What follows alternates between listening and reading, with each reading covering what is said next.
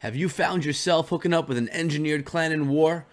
Why don't we check out how Divine Justice held up against one?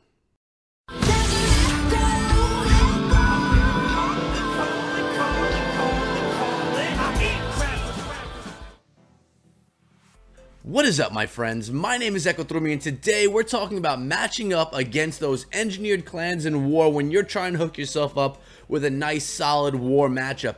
It's been happening to us in the circle of clans all over the place. You're running into bases or clans that are very heavy up top, maxed out Town Hall 11s with bases on the bottom that look something like this right here.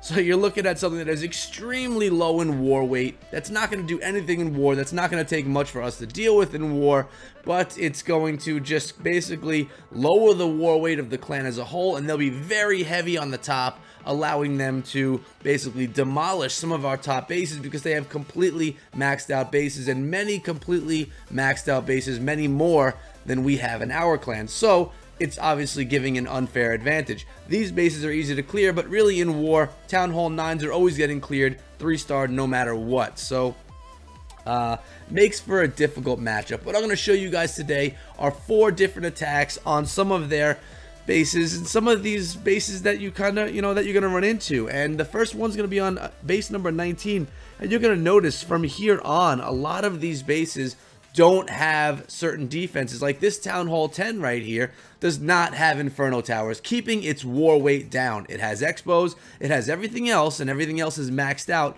but no Inferno Towers. So we have JT Money coming in. He's going to take advantage of that. He's going in with the Queen Walk and then surging with some miners to try and get that Town Hall. The Queen Walk is going to do a nice job right here on those Clan Castle troops coming out of the CC.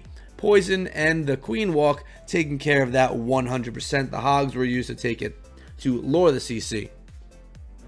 Queen Walk is going to continue her way around, and the attack is going to commence. But this is an example of bases that you'll find here, guys, with these engineered clans. Town Hall 10s without Inferno Towers, Town Hall 11s without Eagle Artilleries, and then you'll have a couple of beasts up top that are completely maxed out. Now this attacker, I am almost 100% sure that they have 100% maxed out attack, which means they can come out at you with a strong, solid 100% attack, while you, if they match you up evenly, you probably won't have all of your troops at that level because your base is going to carry more weight than theirs if your troops and your base were completely maxed, if that makes sense to you. So right here, I'll just kind of walk you through what's going on in the attack. The miners are coming through, wrecking shop. The Inferno Towers are miners' worst enemy, and in this base there are no Inferno, so the miners will be able to get this thing done with a little bit of ease. Maybe not the easiest thing in the world, but it is going to get done efficiently. Miners are about to take down that Town Hall right there in the core. Only a few miners are on the Town Hall. There it goes. And the Queen Walk, as well as those miners, are going to make their way around the rest of the base. A couple of miners were beating on that Expo, but they were taken down by the Archer Tower. Rage spell being used to zip those miners around. The Queen's going to get into that rage as well at some point, or at least the healers will, I think. Oh, the healers jumped over to those miners. That was pretty clutch. Going to keep them alive because miners have a hard time against Wizard Towers as well. The Expo is now targeting those healers. Miners are going around the base with that Queen. Attack's as good as done right here. Even if those healers were to go down, the Queen is at full health and would just have to beat through that Expo. But the good thing is those healers are really distracting the Expo, so the miners are going to be able to slip in there, beat it around a little bit, and take it down for the triple. JT Money pulling in 3 stars on this engineered Town Hall 10 base. Now we're going to go to the next base down, number 20. Where we have Gohan going in with a Bow Witch attack here, guys. He's got the Queen Walk in it as well. And check out this base. A Town Hall 11 base. And it has no Inferno Towers. It has Expos, but it has no Eagle Artillery. Notice the research laboratory right here, guys, is obviously up to level for Town Hall 11 because this player is going to be maxing out their attack while their defense is not maxed out, again, to keep that war weight down. Hopefully, my weird explanation here of what it is to be an engineered clan or an engineered base is making sense to you. Now, people are always, or they'll sometimes, mess up or get confused when you're talking about a 0.5 base and an engineered base. A 0.5 base is when you are like for me, for example, when I got to Town Hall 10, I didn't drop my expos right away. I got my defenses up, I got my research going, I got my heroes going, and when my heroes got to around level 30, 35, I dropped those Inferno Towers, and I tried to make for an even base, a well-rounded base. My research is still not yet done on my base. One of the few things that isn't done, research and walls. Now, if I were a arranged base, or not an arranged base, if I was an engineered base, all of my research would have been done. The Inferno Towers would not have been dropped, and I probably wouldn't have upgraded all of my defenses at the same time, or even at all, as you can see in some of these. But basically, I would have wanted my attack to be much stronger than my defense. And, well, it makes for some easier attacks on one side, but it makes the higher end of the war more difficult, or easier for the person that has the engineered base, more difficult for us that are trying to attack. So we have a 100% 2-star from Gohan on this engineered 11. Going back to the map, guys, I have two more for you. This one on 21, where Mikey goes in on this base, and he also has a Queen Walk Bow Witch. He goes in with 4 healers on the walk. Again, the base is a Town Hall 11, no Inferno Towers, no Eagle Artillery, but he does have the Grand Warden. His heroes are actually 20, 20, 11, and he has that Research Laboratory right here going at Town Hall 11 level, so he can get his research nice and high. So Bow Witch is going to come in, slap that base in the face, and say, there you go with your arranged base, or I keep calling it arranged. There you go with your engineered base. And I'm showing a lot of hate toward engineered bases right now, when actually I don't think it's the worst thing in the world. I think that this is a game, and you have your casual players, and you have your competitive, serious players. You can play a game in any way that you want, guys. This is a free game. You don't have to spend money on it if you don't want to, although many players at the Town Hall 10, Town Hall 11 level have put money into the game. It's just factual information right there.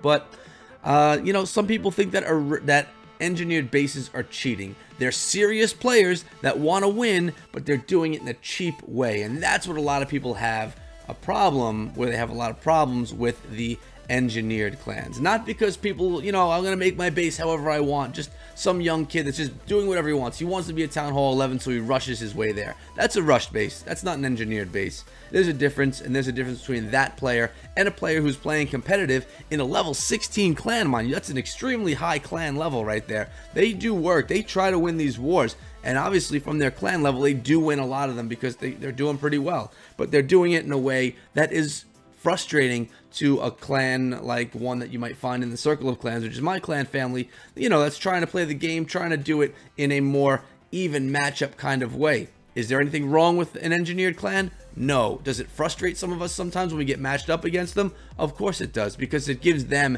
an advantage. And, you know, get that too many times in a row and you start getting frustrated. And that's what the whole talk has been in the Clash community for the past couple of months.